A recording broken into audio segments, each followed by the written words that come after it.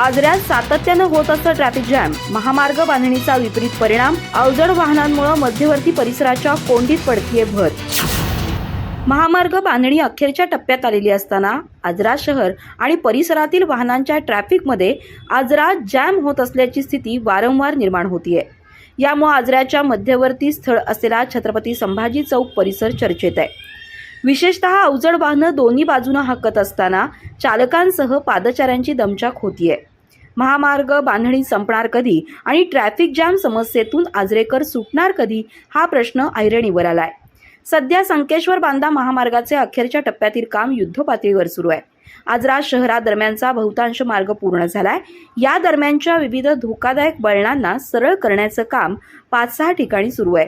तर आजरा शहरातून आजरा बस स्थानक ते जिजामाता कॉलनी दरम्यान काही मीटर अंतराचा मार्ग तयार होतोय. पण याच परिसरातून आंबोली, कोकण, गोवा मार्गे जाणारी विशेषतः अवजड वाहनं ट्रॅफिक जॅमचं कारण ठरतायत. याहीपेक्षा महत्त्वाचं म्हणजे हा मार्ग बांधणीसाठी खोलीकरण करत असताना अचानक खड्डेही पडतायत.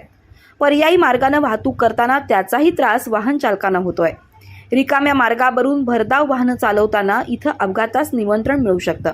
त्यासाठी खबरदारी घेतली जात असली तरीही धोका कायम आहे. एकूणच आजरा शहरातील वाहतुकीच्या कोंडीची साखळी गेली 2 वर्ष तुटता तुटेना अशी स्थिती आहे. आता तर शेवटच्या टप्प्यावर आलेल्या मार्ग बांधणी दरम्यान ही समस्या अधिकच गडद झाली आहे. याबाबत प्रशासनानं अधिक तत्परता आणि दक्षता घेत महामार्ग बांधणीचं काम पूर्णत्वास नेलं तरच ही समस्या सुटेल. आर न्यूजसाठी प्राध्यापक रमेश चव्हाण, आजरा.